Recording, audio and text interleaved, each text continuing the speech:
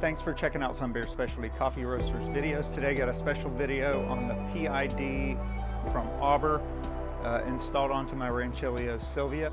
So the thing that you'll all probably be aware of already is that this is a great machine. It works really good, but it comes with limitations if you don't spend the money up front and go ahead and get the PID that comes with the more expensive Rancilio machine.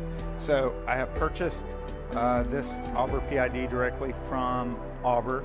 I've got all the instructions that are required to come with it today, and I'm going to break this down and hopefully we're going to get this thing installed today. Got an installation guide for the kit that I have purchased, and I'm going to try and go through this thing as much as I can step by step, and so hopefully that helps you guys if you need to try and do the same installation on your Rancilio Silvia. And so the first part is just kind of establishing what parts come with it. This is figure 1 from the kit. It is the PID Controller aluminum extrusion box. So I'm going to take this out, let you see it. That's what it looks like. That's the front of it right there. Mine will have the white light. Second part of the kit. Okay, figure 2 from this is the solid state relay, and that's what it looks like here. I will unbox that now for you, and that's what that looks like. There's a little screw. Figure 3, 2 red cables. They look just like this. They're red on one end and teal on the other. Figure 4 is the black cables. They're red on one end and the same teal on the other. Figure 5 is a red and white cable. The red is for positive and the white is for negative. Figure 6 is a red and blue cable. The red is for positive and the blue is for negative. Figure 7 is for cables giving power to your controller. They look like this. They're black and brown. It's barely brown looking, kind of reddish even, but a brown cable with the little jumpers on both ends. Figure 8 is the RTD temperature sensor, and it looks like this. Figure 9 is cable ties that come with it. Figure 10 is a green brew pump cable. Figure 11 is a silicone transfer, and it looks like this. Comes with a little pump, and then it also comes with 2 very small cables that were just loose in the package. One is black and one is white. Figure 12 is a grounding cable, and it looks like this. On the thing it shows green, mine is more yellowish and green, but that's what it looks like. It's got a jumper on the end of it. Okay, and we're ready to begin the installation. I'm going to go ahead and unplug my power. I'm going to take off my cap to my tank. Actually, I'm just going to go ahead and remove my tank. If you have any water, make sure you go ahead and get that out of there. I've already gotten rid of mine. And then the next step will be to remove the screws from the top here. There are 4 screws on top that you want to remove. So we're just going to take those, and you want to keep those in a place where you won't lose them. Just remove the top. Next we have to remove these 2 screws as well, separating the middle of the espresso machine. Also, just one of the notes on here is you don't have to remove this completely. You're just loosening it up so that you can move it. That way you don't lose this clip here that goes with it. So we're just loosening it. Also, if you look way down in the back and you push down the little where your hoses are at, there's a little metal tray that goes underneath your water tray. There's a screw under there that you need to bring out as well. It's a little. Alright, at that point you want to turn the machine around backwards and note these 2 screws here that are protecting the pump. So we're going to go ahead and remove those now. And the next step is mounting the SSR solid state relay. Kind of put it over the hole, but you realize the first thing you have to do is put this screw in there.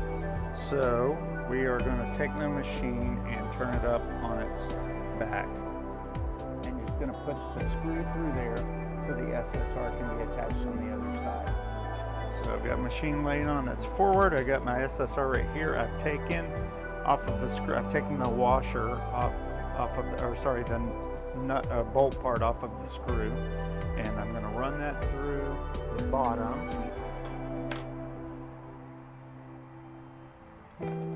You tighten it from underneath.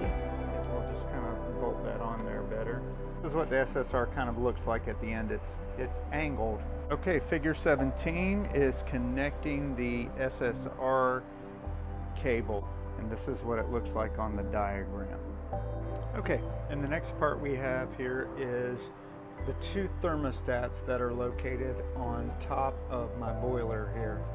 And you'll see there's two different kinds. One has a red dot on it, like that, and the other right here does not. And so the goal here is going to be to take these off, and it's going to connect to the new cables that we have here. Is take them off, but I'm going to mark them.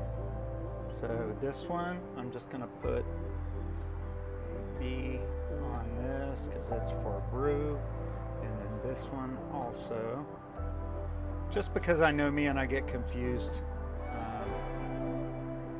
I would not be the best person to be diffusing a bomb or anything like that. So that's brew, and then this one we're also going to remove, and this one is our steam as well. You look at that, it says that the blue arrow points to the brew control thermostat, and the two cables on it have been removed.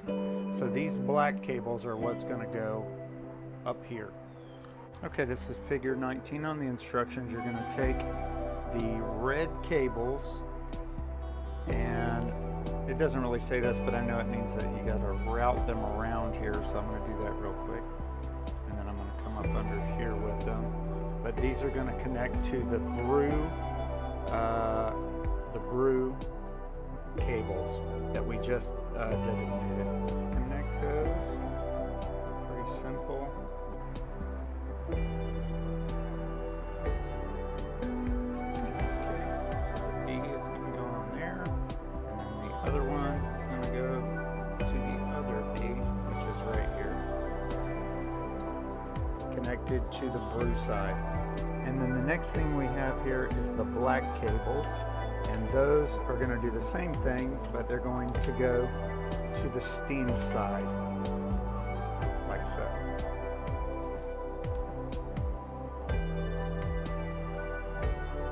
The black cable is hooked up to the steam now. Okay, the next thing it shows on the instructions is zip tying. I know there's another step after this, so I'm going to do just this one for now.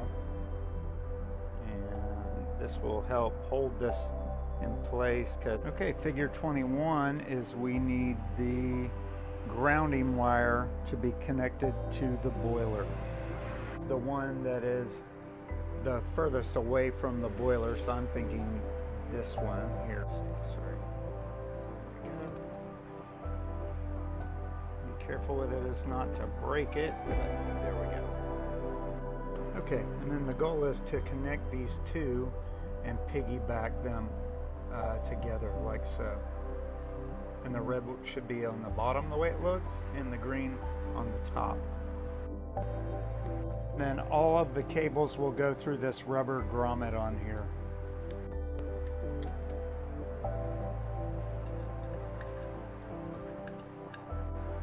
So this is important as well. Black goes to 2, but the brew head, the two little silver cables, go to 2 and to 4.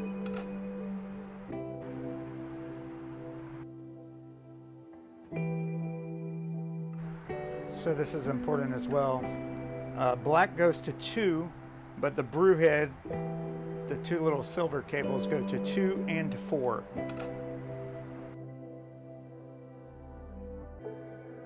Okay, if you're curious, these are the jump cables. So this is the one that goes from 6 to 7, 6 to 7, the white one. I'll show you guys because this was puzzling to me. When it says jumper cable, it's referring to these extra two cables, the white one and the black one, and they're in a rounded fashion. You'll kind of run them from 2 to 4, and then from 6 and 7 with the white one. Okay, that was, in my opinion, the hardest part of this whole operation. It felt a little bit like being on a bomb squad and not knowing what to do, but I think I got it. Okay, that took me probably 20 times as long as it should have. There was a bunch of cables that once you put it in from the front, I had a hard time connecting it. So the last thing you're going to do is connect your ground cable like such to the back of the PID, and we should be getting good to go here. Okay, so we're getting towards the last steps now. I'm just going to clean under here, make sure that that's ready to receive the 3M tape and that it's all nice and clean. This too while I'm at it. And then we're just going to install our back cover again, put that back in place.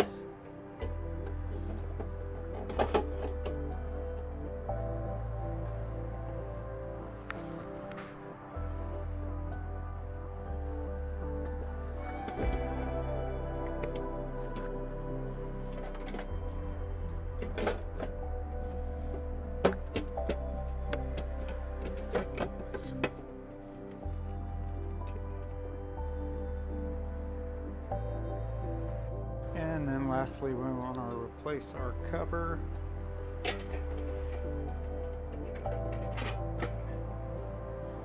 And put those bolts back.